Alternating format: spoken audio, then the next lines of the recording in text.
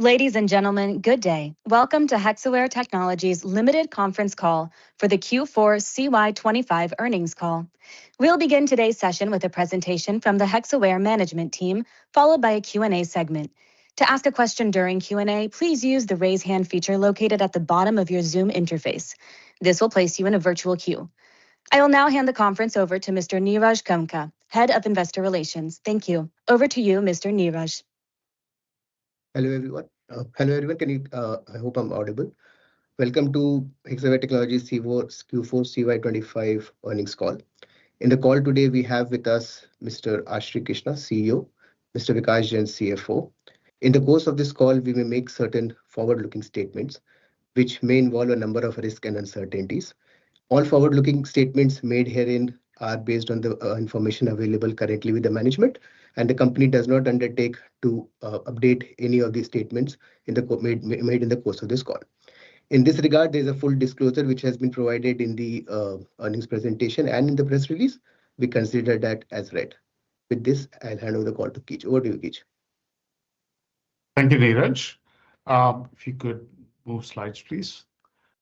Now, one announcement from Anthropic yesterday before shook our stock markets, right, globally for our industry. So I thought I'll start with that. Today, we were anyway going to do the topic that we were going to deep dive on strategy is on AI. So actually, I will start with that. One more slide, please. So at the highest level, our goal with customers is that every single day, every single client, the work we do is positively impacted by AI. And I think we're going to get there sooner than we originally imagined. Now, to do that, we're doing four things. First, we're building AI into all of our platforms and reimagining our platforms. So whether it's Tensai for IT operations, RapidX, for software engineering, or Maze. The second thing we're doing is to create and launch new services that deliver new revenue streams which are enabled by AI. The third, our workforce training. We're already in a second generation of retraining our workforce on AI. And fourth and most importantly, processes need to be redone in AI. For example, SDLC, as we know it in the past, is completely being redone. Now, if AI is in the SDLC, it is not just that the same people, same talent, same process, don't run sprints the same way. So these are four things that we are doing to get to our goal of impacting positively every single customer every single day. So what do we tell our clients? There is at the highest level, there is AI for IT and AI for business. We tell our clients when it comes to AI for IT, leave it to us.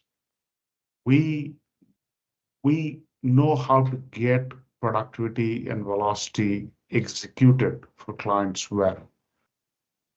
You set the guardrails, you set the rules, and leave the execution to us. And I think this narrative has found resonance. I think earlier, I would say last year, people are not quite willing to do that, but I would say far more so right now, especially when it comes to IT operations and data engineering.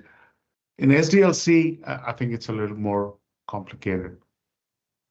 We tell them on AI for business, the roles are a little different. Our role is to enable you to meet what you dream of.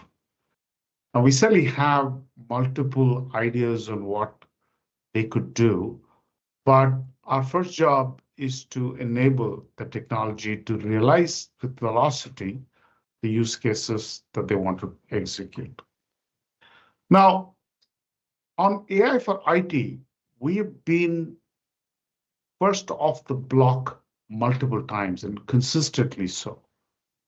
We were the first to launch a product, RapidX, that focuses on legacy re-engineering or legacy reverse engineering, which is actually a crucial pre-step required to any coding that is needed.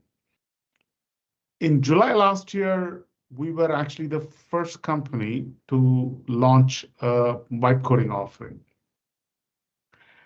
And 3 weeks ago, we launched an offering that goes to the heart of the Anthropic release, which says, hey, software products or SaaS products can be replaced by agentic AI. We agree. Well, actually, we think it's a massive opportunity for us, and the service we launch is a reflection of that. These ones I spoke about are all as it pertains to AI for SDLC, but in AI for outsourcing, our Tensai platform, we would have built in the next, I would say, less than 2 quarters, and quite a bit of it is already done. I'll say 80 supervisory agents and underpinned by 400 what you call atomic agents that can operate in a mode which is assisting humans to all the way autonomous over time. In AI for business, while we are telling customers we don't know your business as well as you do, for a number of industries we operate in, we detailed out level 5 to level 1 process, or level 1 to level 5 processes. And for each business process, we have a point of view on how can AI impact that process. And if all of that is executed, what kind of business value will it deliver to customers? So we've been, like I said, first off on a number of fronts. Now, legacy modernization that we've been now talking about for over a year as a growth accelerator for us is a very specific use case of new revenues caused by AI. And we've been making good progress in that. I think in this year, I can say with confidence that we will have at least 2 or 3 scale legacy modernizations completed, and multiple other of smaller ones that we continue to execute. Yet, I think that the biggest opportunities are still ahead of us. Now, we spoke about a key growth driver for us is launching a technology vertical. So we hired somebody last quarter that we spoke about. We launched a new vertical called, we renamed it as TPP, Technology, Products, and Platform. And from Q1 onwards, you will see us reporting on this vertical as a separate vertical from where it is currently in HTPS. We did launch, 3 new services on AI this quarter. One of the most exciting things we did is this. I think we are the first company in the world to implement a completely AI-first global multilingual help desk in production. So we now have 33,000 employees who, if they call our help desk, it'll be answered by AI. And I think we are the first company in the world to put it in production.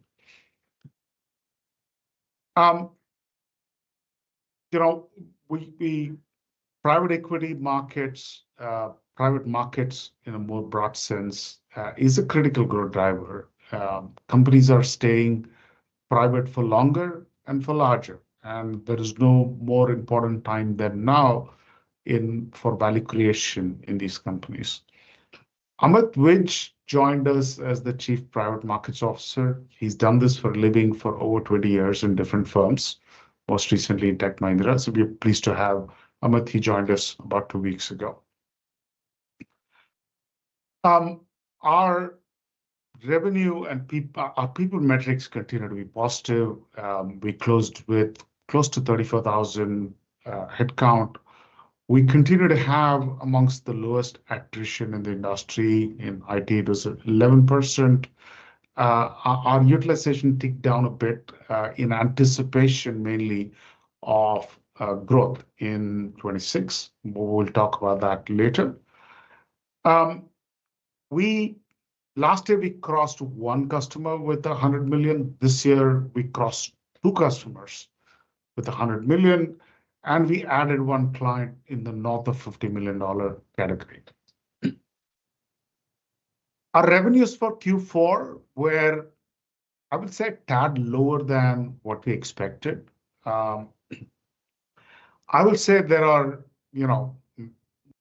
three things to call out. One is that one of the GSCs again had, I would say, a substantial cut, which amounts to about 70 bips annualized. This had an impact in Q4. It also will have an impact in Q1. We will talk about 26 later. The second thing is a client that normally does not do furloughs actually did a significant furlough. And the third, and you'll see in our numbers that our pass-through revenues are materially lower than normal and average. But given all that, it was a tad lower than what we expected. On profitability, again, we were, in absolute terms, in reported profitability, we were solid, but there's a number of puts and takes on our EBITDA and profitability, which I think Vikash will walk you through later. And as always, we had outstanding cash conversion and an outstanding cash balance. If you go to the next slide, please. The best part of the quarter for us is that we won any number of deals. We won pretty much everything that we expected to win, expected to close, and some more. And last quarter, I'd said, hey, just given kind of the volume closures in Q4, maybe our pipeline will reduce. Actually, it didn't. Our pipeline continued to go up, and actually it is crossed 4 billion for the first time. So some of the deals, I think the most important one is a very large consolidation deal in a big tech. This is a process that's been going on for a very long time. To be sure, this doesn't come with like a predefined book of work, but it does give us the right to hunt and the right to receive RFPs in a very, very large pool of spend. The second one here is a bank that we had won earlier last year, but there's a significant deal in this. So, what the deal does is to put us in a position of nice growth for us in 26 and forward.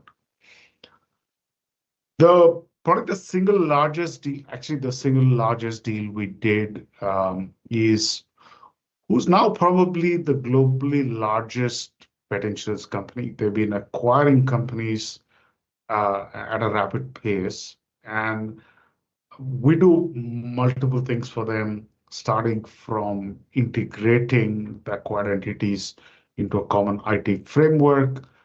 And now we are running all of it, everything in tech, infrastructure, applications, and in future, also the modernization for a new platform.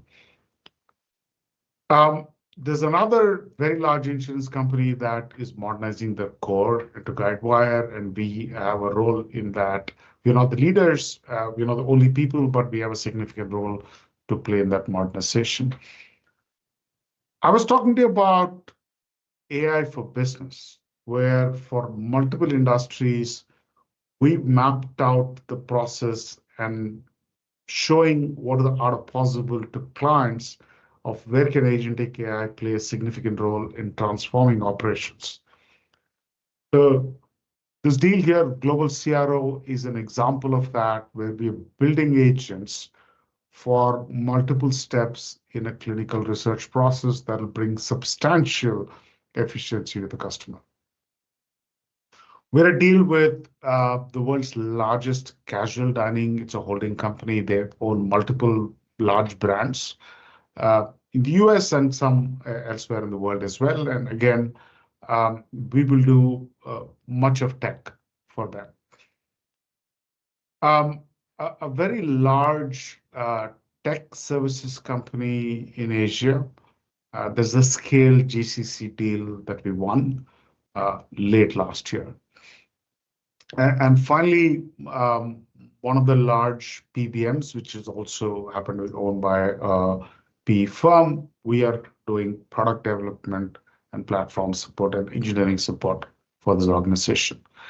There are more deals we stuck to the 8-year.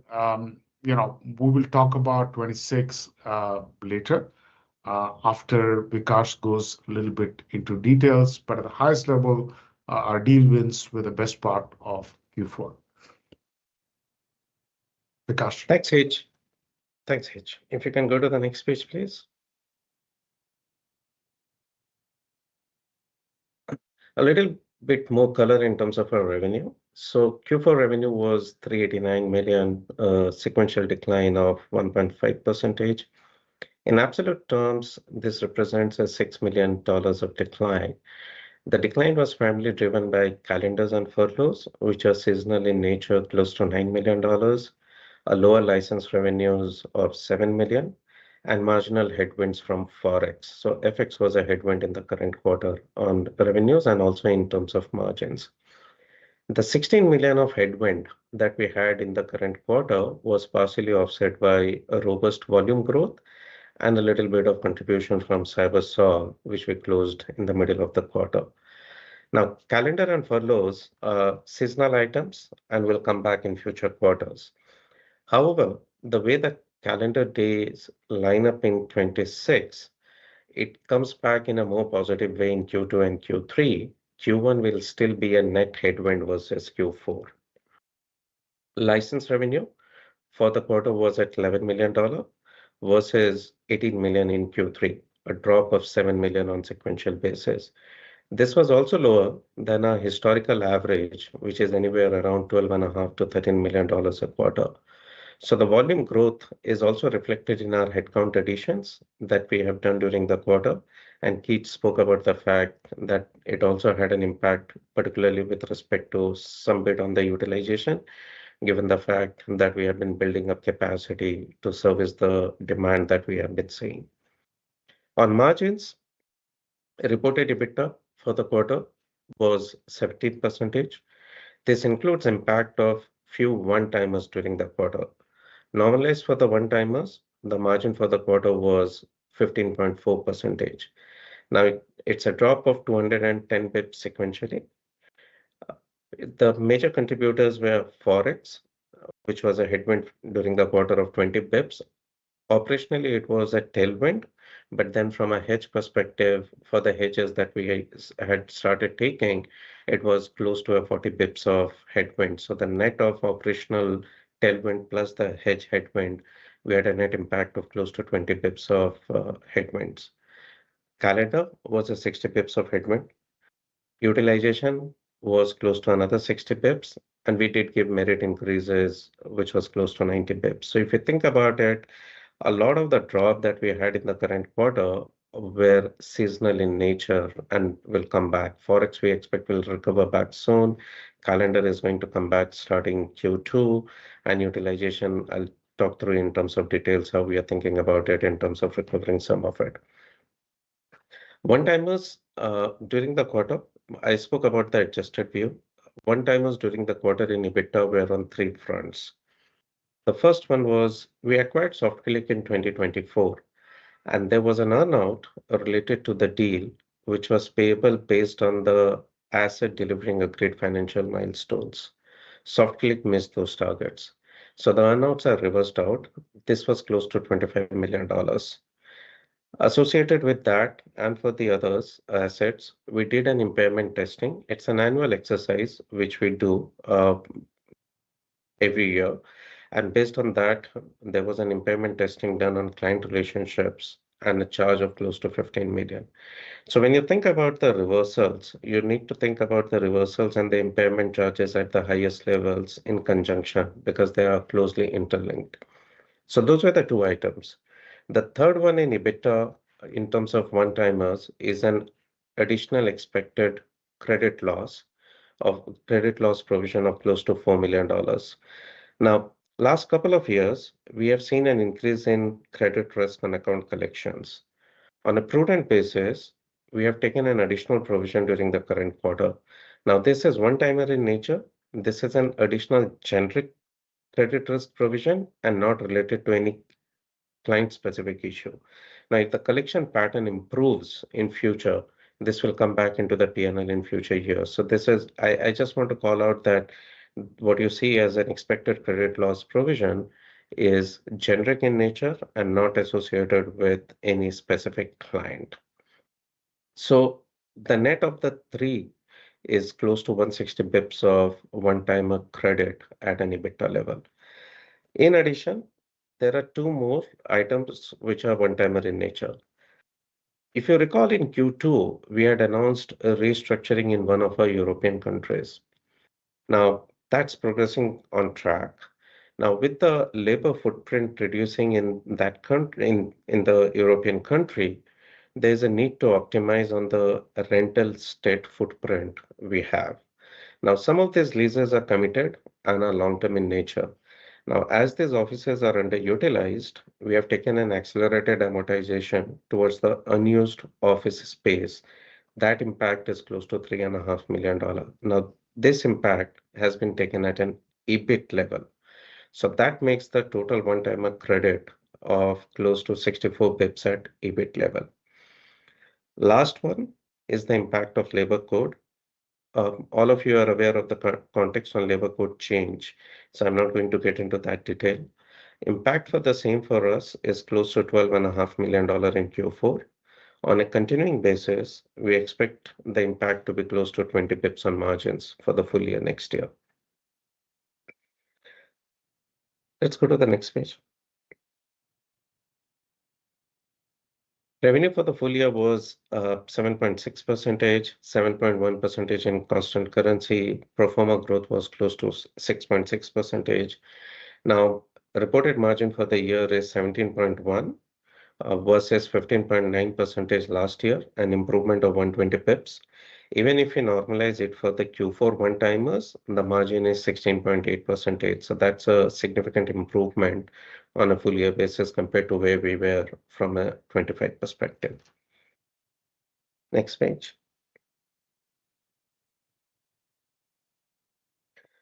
A little bit of color on the unit level performance. For the quarter, all vertical except HTPS delivered year-on-year growth.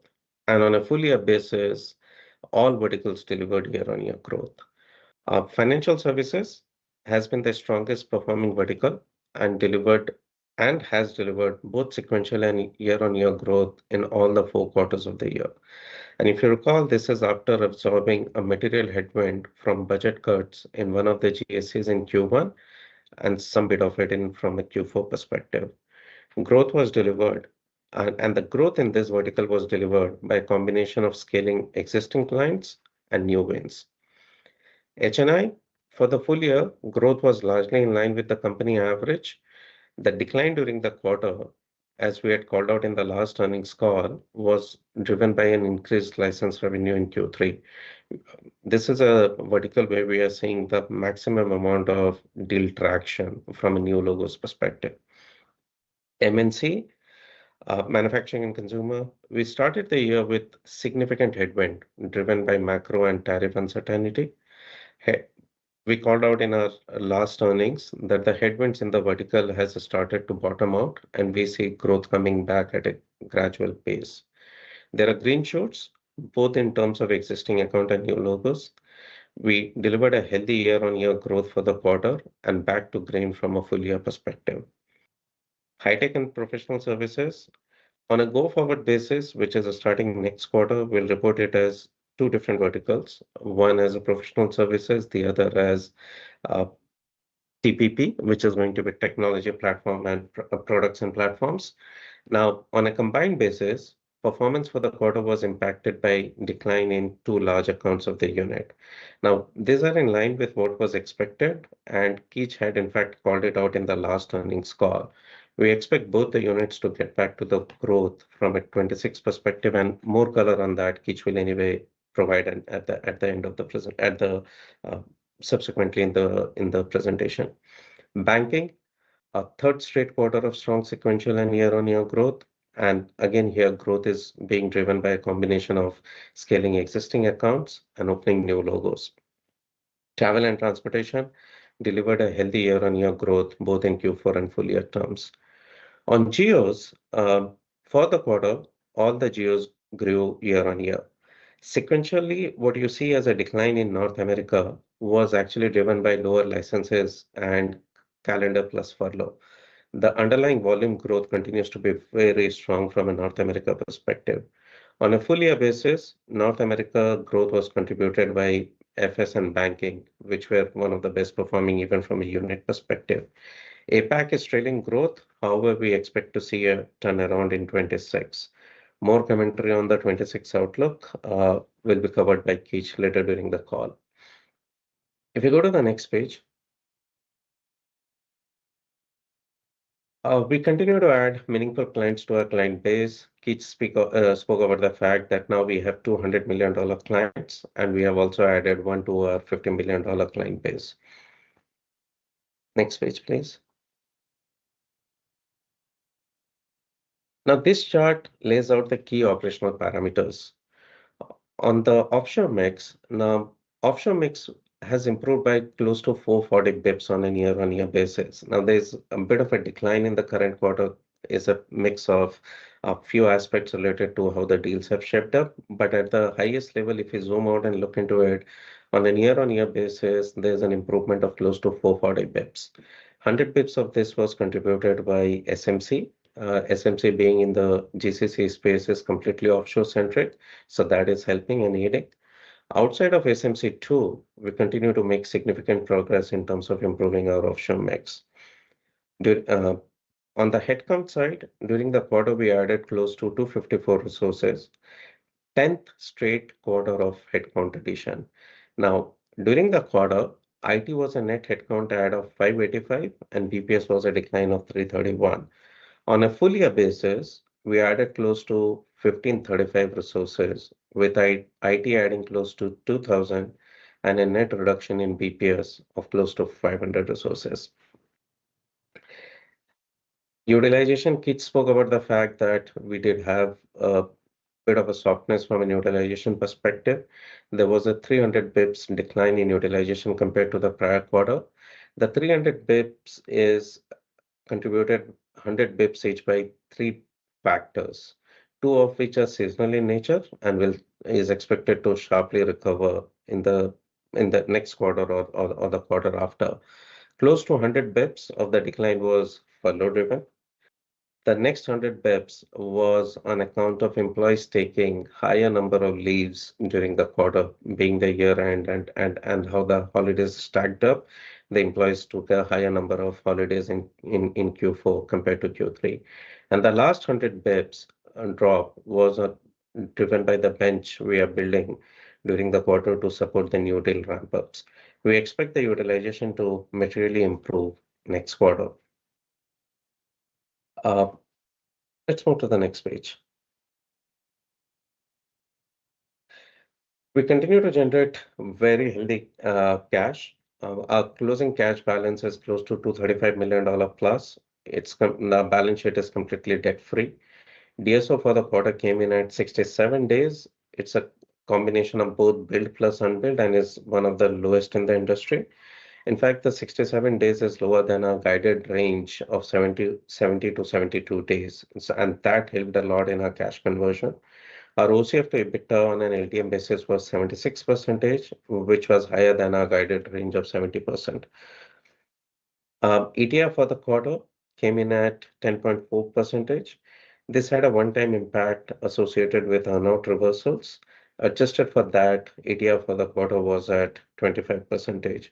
We expect the ETR for CY26 to be between 25 to 26%. EPS for the quarter, what you look at 4.79, obviously has a one-time impact associated with labor code. If we adjust for that, just the labor code impact, our EPS for the current quarter is close to 6.15. With that, I'll hand it over back to Keech. Thank you, Vikash. If you go to the next slide, please. I'm going to end by talking about the future. Okay. First, I'm going to say demand environment is improving and decision-making is better. And I will say this specific to the customer base and the deals that we are fighting. Okay. It doesn't necessarily mean macro. I think macro is still spotty. Right? You saw the jobs report from yesterday in the US was pretty bad. But certainly the customers and the deals we're seeing, it is better in the long term. Like I said, we are progressing very well on deals. In Q4, we won pretty much everything we expected to win and more. And the headline was the consolidation deal in the big tech. There is one deal that is not decided yet, which was, which could have been late Q4, early Q1, is the GSC consolidation deal. That is still WIP. Now, a little more on that, later. Okay. I think AI, I'll say it has two factors. Okay. One, it does have a dampener for our,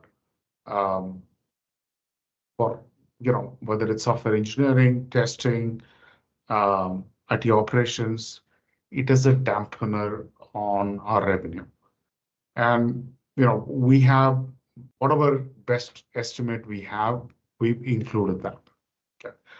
I'll say for now 2, maybe 3 quarters, every single deal we do has kind of productivity and impact from AI baked in.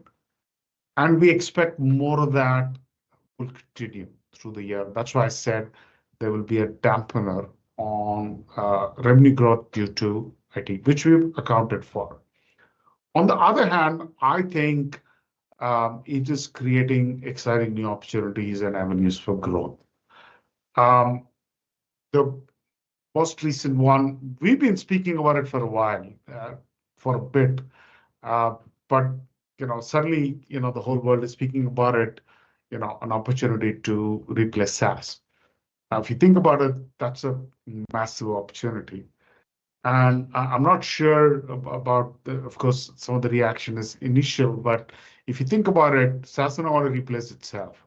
You need, somebody needs to work on it. And I think there are 2 parts to it. One part is if you know what to build, you still need somebody to work on it to build it. But there's the bigger part of knowing what is in something you want to replace or rewrite.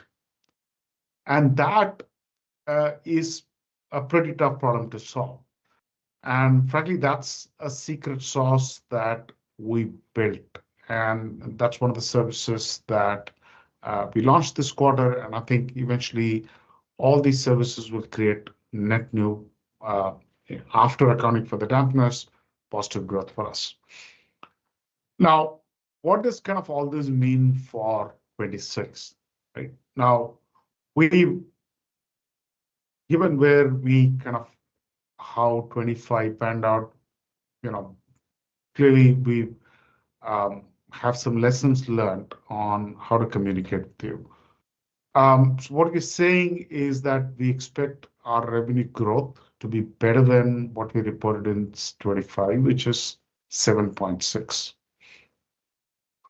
I don't want to mention that we don't think of this as like a new baseline. Our core thesis of base growth in teens, low teens, and acceleration levers to get us to mid to high teens remains completely intact. We've been through many bad growth cycles in the past, and we've recovered pretty quickly. Okay. In the last 11 years, I think we've been through 3 times when we've grown less than 10%. One was COVID. The other, interestingly, was in 2016. For those of you that may have followed us then, at that time, one of our largest clients, who still is, did a significant drop in that client, and we recovered very quickly from there in the following years. So, and we fully expect that theme will continue. Now, CY26 can be better depending on the following. Okay, better depending on deal ramp-ups. I told you, for example, the consolidation deal in big tech, and actually even the consolidation deal we announced the prior quarter on a big bank, these don't come with big books of work attached. Ramp-ups and how well we execute in those and how much market share we can grab. The fact that the largest consolidation deal is still WIP. And here, unlike in other cases, we are an incumbent. So we actually accounted for some downside in that when we called the 7.6 number. So depending on how all of those pan out, we can do better. Now, I'll come to vertical outlook in a second. Q1 is always seasonally weak for us, and you already heard Vikash say this year, actually Q4 to Q1 also there will be a headwind on calendar. That doesn't happen every year, but it is going to happen this year. But we're also going through some additional one-off negatives. Okay, I told you about the GSC that cut another significant chunk. This is the one where the consolidation deal is still WIP. That impact for us full year is 70 pips. And so there was some impact in Q4. There is a full quarter impact in Q1. Every year, I think customers have, there is a lag between when they get budgets at a company level to when it gets allocated to projects. That's one of the reasons why Q1 is seasonally weak. But I'll say this year, it's a little more than what we see normally. It was in the beginning of the year, but even a few days lost revenue means a lot. And so we bake that all into kind of the full year growth outlook, and we're saying Q1 will be weaker, will always be it's seasonally weak, and it will be weak for us this year.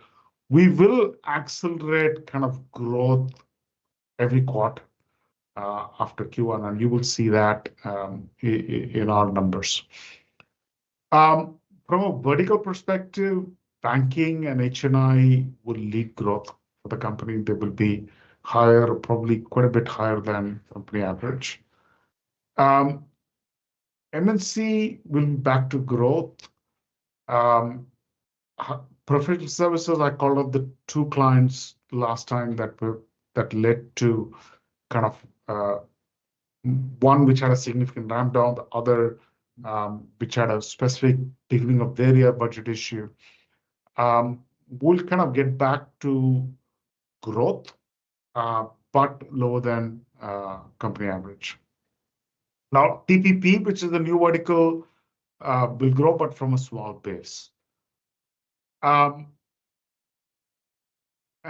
finally, GTT and FS will grow at company average. So these are expectations beginning of the year. MNC and H&I lead. FS and GTT will be at or thereabouts of company average. MNC and professional services will trail. TPP will be faster, but from a small base.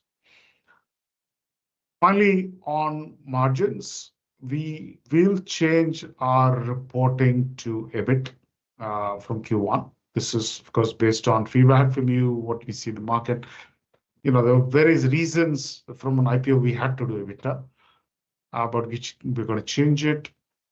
Our EBIT outlook for the year is at a 13 to 14%, which is lower than the current year. What will happen essentially is that the first half of the year, you will see actually quite a reduction. This is on account in Q1, apart from other things, it's also on account of 100 bips headwind on the calendar. But there is lots of deal ramp-ups in the first half of the year, including 2 or 3 that include rebadging components, quite a bit of rebadging components that will depress the margins.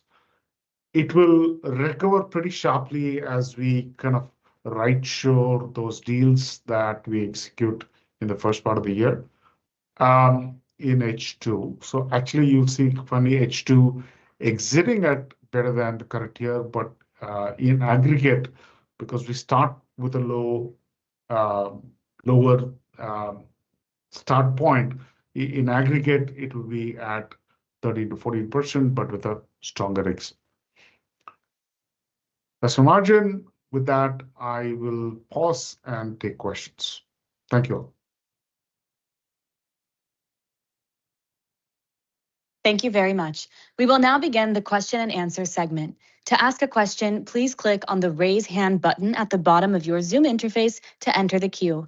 Once announced, kindly unmute yourself, state your name and organization, and proceed with your question.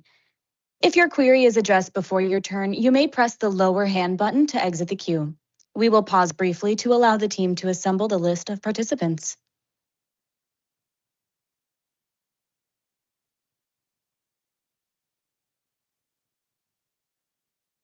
Our first question comes from Pratik Maheshwari at HSBC.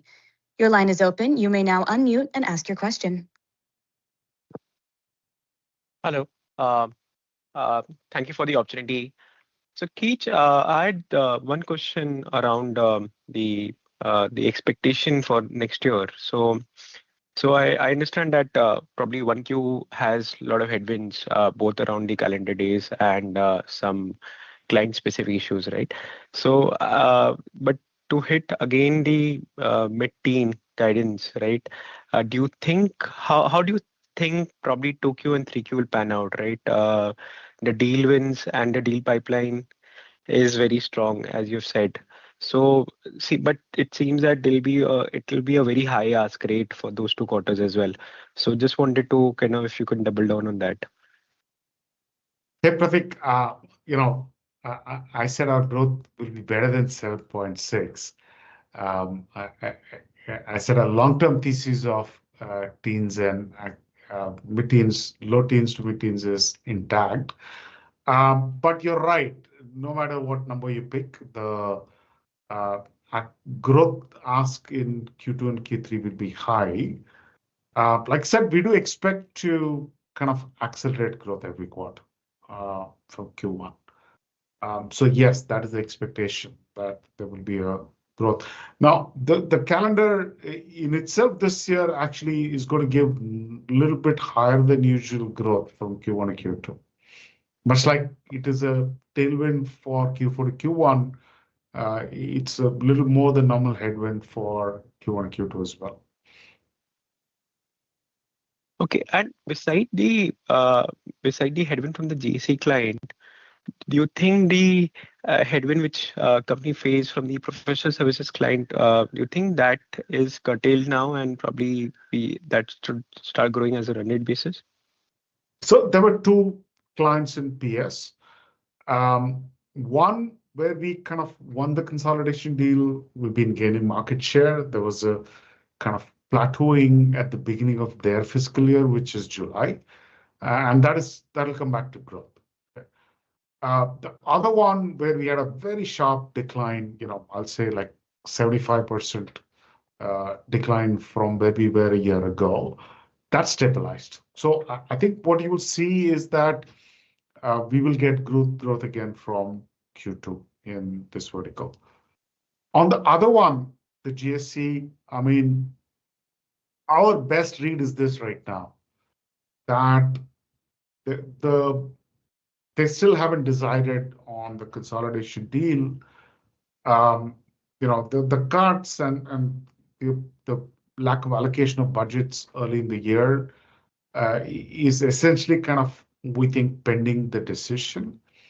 So we expect that once they make a decision, those factors will change.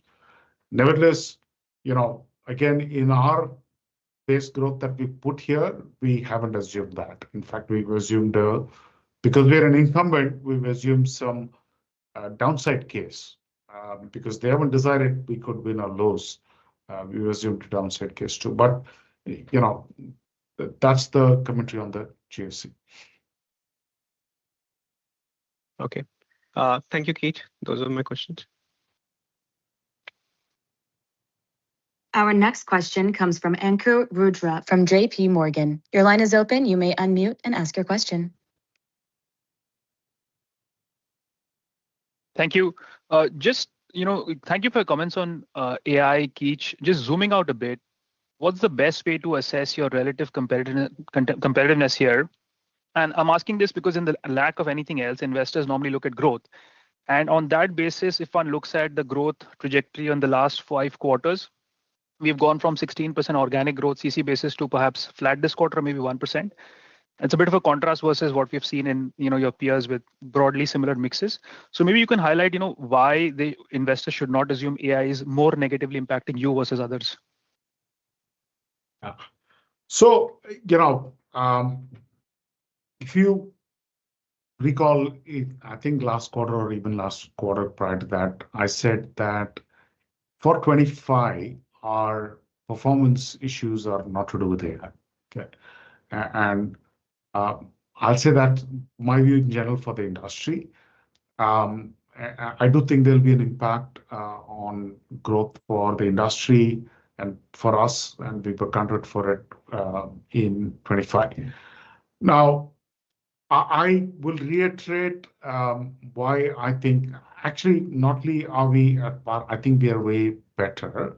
We've been first off on a number of fronts. Okay? And I'll recount them again, some of them again. And what you will see is that these are all long-term large opportunities, don't necessarily translate to bookings or revenues in any material term in the short term. So we were the first to launch a legacy modernization platform. There are any number of clients that have given us a trial run. These are very large customers that don't do it only with us. They've benchmarked us with any number of others in the industries, and they think we're the best. I could, potentially think of having one of those clients speak to you guys. Okay. If it's of interest, we can certainly show you what we do. And I think seeing will be believing. July last year, we launched a vibe coding offering. Essentially, we said we can build software 10x faster. And nobody else went to market with that at that point of time.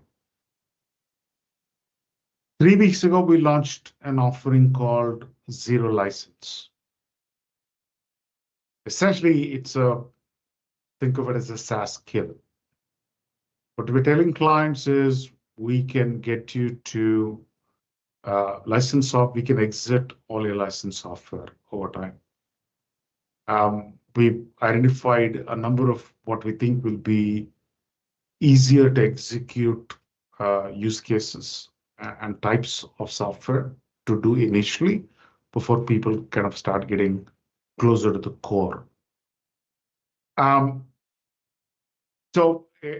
And lastly, these are all the more, I'll say, esoteric stuff. The base stuff is the AI embedded in our platforms for outsourcing. We certainly went through a phase where that was weak. I think in Q3 and Q4, good, big, significant wins. To be sure that performance is not demonstrated in our numbers yet, but you will see it in future. Thank you. Just if you could clarify, you mentioned you baked in the AI as a dampener in the existing business as you renew things for this year also. how should we think about the level of impact, on an existing renewal? Is it 30, 40%? Is it a lot more? And given it's evolving at a very rapid pace, as you mentioned as well, how is this changing? Yeah, so I'll say if the scope were to remain the same, it could be in that 30 to 40%. I'll say 20 to 40% depending on the type of work. But in some cases, at least, I think it comes with a higher volume. But for the same scope, that's the order of magnitude of reduction. Thank you. Just the last question. You mentioned 1Q is going to be softer than seasonal. Fourth quarter is seasonally soft. So the bulk of your ability to beat last year's 7.5% number overall, perhaps organic of 6%, falls to the 2 quarters. Just wanted to know how much visibility do you have to hit those sort of mid-single digit kind of growth rate you need sequentially for those 2 quarters? So like I said, we kind of have some lessons learned from communicating and setting expectations. So, there's a basis the deal wins. There's a lot of confidence in these numbers. Okay. What can happen more is if the deal wins that don't have a number, like the consolidation deals, some of the consolidation deals, if they grow and we grab a lot of market share there, that'll improve. But the base is based on deals that have won. I appreciate it. Thank you and best of luck. Thank you. Our next question comes from Vibhor Singhal at Nuvama Equities. Your line is open. You may unmute and ask your question. Yeah, hi. Thanks for taking my question. Each couple of questions from my side, and then I have one question for Vikas. So on the healthcare vertical, just wanted to pick your brains on how are you looking at the outlook, given that the US government Medicare spending next year is expected to be flattish, as against it has been growing around 5% historically. This quarter also, we saw basically a sharp correction in the healthcare vertical. So how do we tie these two things together and the overall outlook for the healthcare vertical for us specifically and maybe for the industry in CY26? And my second question was on the margin outlook for the next year. From the face of it, looks like that we're kind of downgrading the margin band by almost 100 basis points. So if you could basically call out the puts and takes for this, that what are the major reasons for this? And also, do we expect this band to be back to the 14 to 15% in CY27, or do you think this is where we will kind of settle it and find the equilibrium? Okay, so the first one on healthcare, for good or bad, we don't have much exposure to payers or providers. Okay, now that's a huge net new opportunity for us. We do have some, but our historic presence is in the insurance side and life sciences, less so on core healthcare, and that's a net new opportunity for growth. So notwithstanding the headwinds in the industry, our start point is at a much lower level. The person we hired, Shantanu, was twice, I think, rated as top 25 healthcare IT execs. So, we feel good about where we're going in that business, and we will do very well. On the second question, I'll reiterate a couple of things I said. The margins are going to be lower because of deal ramp-ups in the first part of the year, and including some.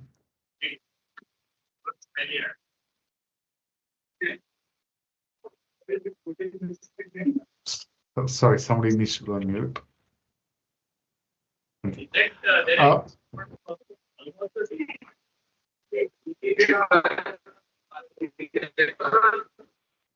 Sorry, moderator, can you figure out?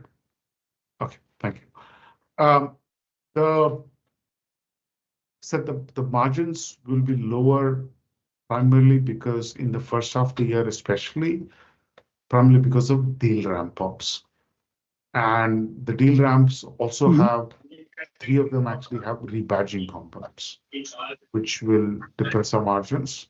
As we normalize the shoring for those deals, it'll actually improve in second half of the year. So actually, if things go right, we will not only get back to normal in 27, actually we'll get back to normal a little better even in the second half of the year. So the margins that I'm talking about in this are not the new base. Actually, there'll be quite a bit of difference you'll see between H1 and H2. And H2 will be higher than, or at least as much as the normal base. Our next question comes from Anma Garg at DAM Capital. Your line is open. You may unmute and ask your question. Yeah, hi. Thanks for the opportunity. A couple of questions. Firstly, if a bookkeeping one, if I look at our note 13 in our BSC released results, then the impairment there is written at around 107 crores. However, in our PPT, the impairment is near about 3.7% of revenues, which comes a little higher than that. So wanted to understand where is the 60 to 70 basis point kind of difference coming from? No, there's no difference in terms of the numbers. It's the same number what I called out in terms of the impairment. So basically what I'm referring to is in the note 13, the impairment charge written is around 107 crores, whereas we have indicated 3.7% of revenues So in the PPT notes, as one-off. No. In the notes, if you see, there are 2 notes with respect to the impairment. You need to add both the amounts to the impairment to get to the same number what we have from a presentation perspective of what I covered. So it's been split into 2 different line items in the notes. I'll give you the specific note reference numbers. If you have any other questions, you can continue. I'll come back on the specific note references. Sure. Second question is basically on the growth for next year. So there will be some incremental impact of CyberSolve as well, which will add in around 3 odd quarters or 3.5 odd quarters of impact. So are we saying that growth next year would be better than that, excluding the acquisition impact as well? So we're saying our growth will be better than the 7.6, which is reported this year. This year also there was an impact due to acquisitions. Next year also there will be some carry forward impacts. But what we're saying is our reported number will be better than 7.6. Understood. And one last thing, just want to tie up, utilization dip in this quarter, along with the headcount increase that has come in. And with that, we are indicating that 1H particularly would be a slight negative during the quarter. So why are we inching up headcount over the last couple of quarters? Just wanted to understand. Preparing for deal ramp-ups. Sure. And just one last thing is on the license. So we have indicated that there is 6 to 7 million license drop during the quarter. So is there any resale component as well into this license, or this is something which are our own products? Sorry, I didn't hear the last phrase. Is there a resale component or these are our own IPs? Or these are our own IPs that we are. No, these are not our own IP. These are third-party licenses. It's, it gets baked into the work we do, but it has renewal cycles. Sometimes it gets baked into the work we do. Sometimes it's independent. For example, ServiceNow, we do quite a bit of work. Some of the clients do the licenses also with us. No, these are not our IPs. So assuming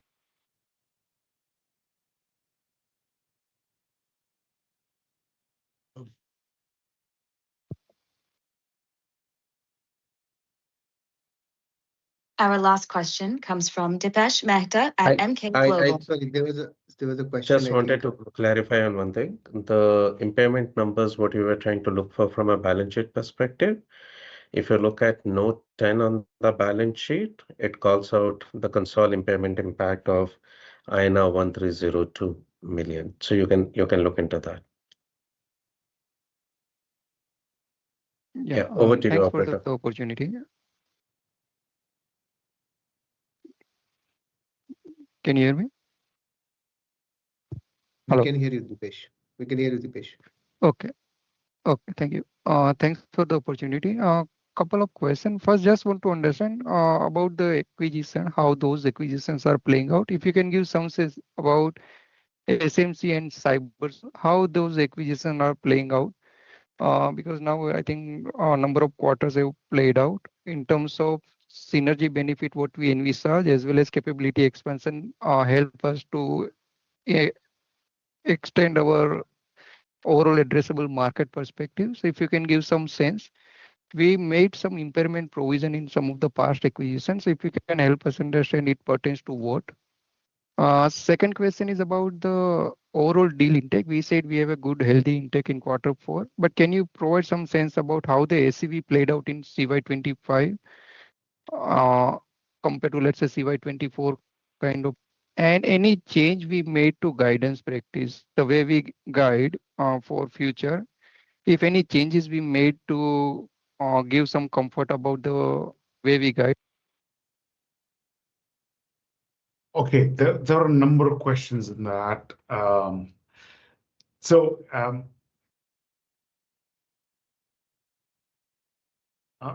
Because just the first question was about. First was an M&A performance. M&A performance, okay.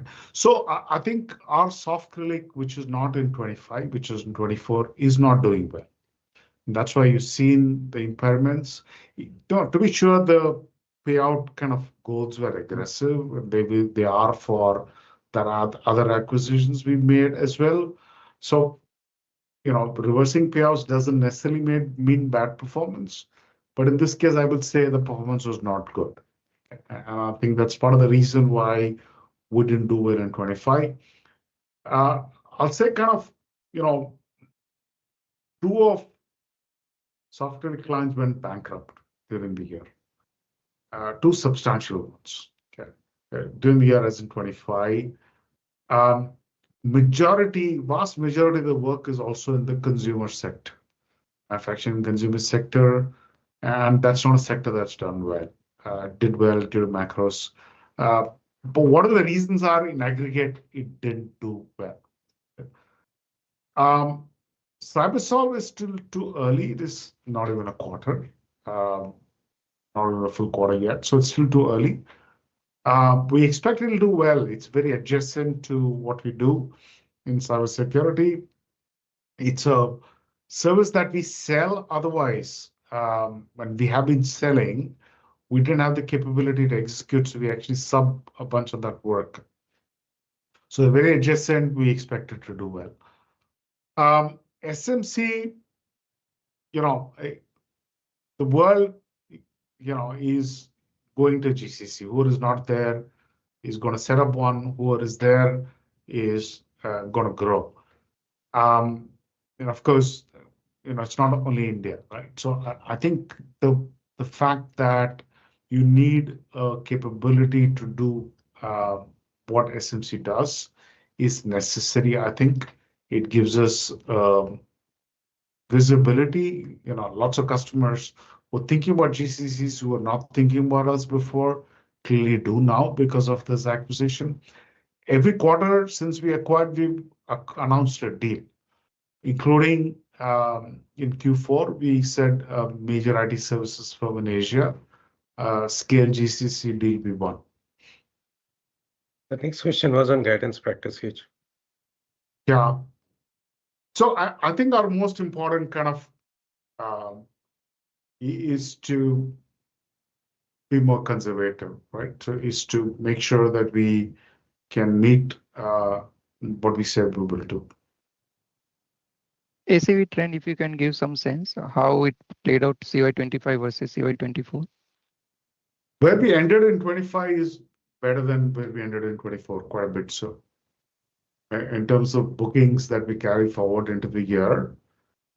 And in addition, our pipeline is also materially better.